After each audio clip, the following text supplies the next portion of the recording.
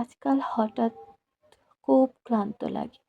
ভেতরে, ভেতরে লড়তে, লড়তে মনে হয় বিলীন হয়ে যাচ্ছি।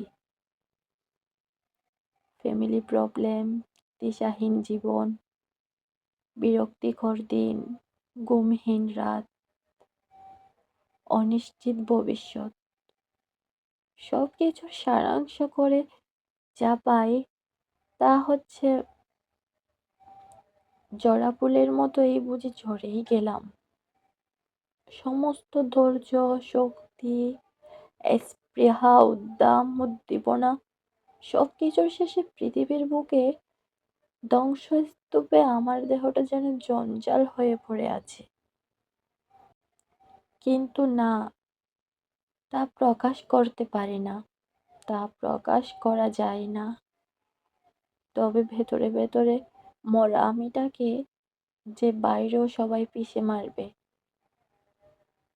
ভেতরের বিধ্বস্ত আমিটাকে সাজিয়ে গুছিয়ে পরিপূর্ণ আমিতে বাইরের দুনিয়ায় প্রেজেন্ট করাই আমার আর্ট। আমি কত স্ট্রং, বাইরের দুনিয়ায় এটা জাহির করাটাই আমার মস্ত বড় একটা মুনশিয়ানা।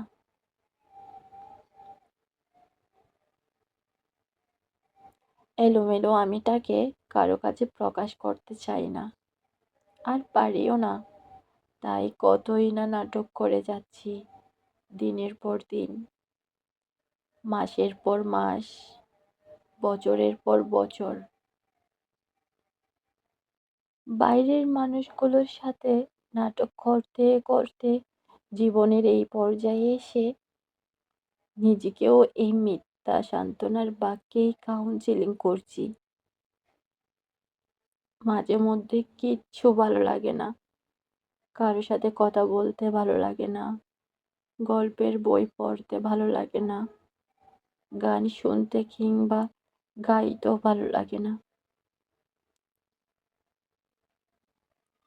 গিটারের সুরে জীবনের সব দুঃখ কষ্টগুলোকে প্রাণ দিতেও ভালো লাগে না। ঘরটাকে অন্ধকার করে নিজের সাথে একান্তে নিরিবিলি কিছু সময় কাটাতে গিয়ে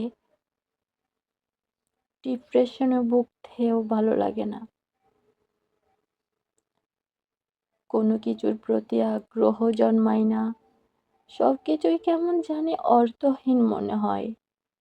শুধু ইচ্ছে করে কোলাহলের এই যান্ত্রিক জীবন ছেড়ে দূরে কোথাও চলে যাই, যেখানে কোনো কিছুই প্রিটেন্ড করতে হবে না, শুধু একটু মানসিক শান্তিতে থাকতে পারবো। ব্যর্থতা, হতাশা, গ্লানি বহন করে চলতে চলতে একটা সময় এমন আসে যখন মনে হয় আর পারছি না,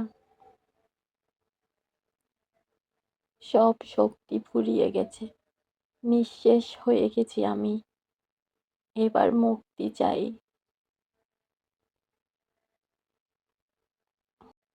মুক্তি পেলেই বেঁচে যাই। মাঝে মধ্যে ভাবনার যুদ্ধে এসব শব্দের কাছে হার মেনে নেই মন। দেহটাকে তার বড্ড ভারী বোঝা বলে মনে হয়। এই বোঝা নামিয়ে সে একটু জিরিয়ে নিতে চাই। সে চায় দুঃখ, কষ্ট, ব্যথা, বেদনা সহ সব যন্ত্রণা ভুলে থাকার একটা ম্যাজিক অবলম্বন করে চলতে।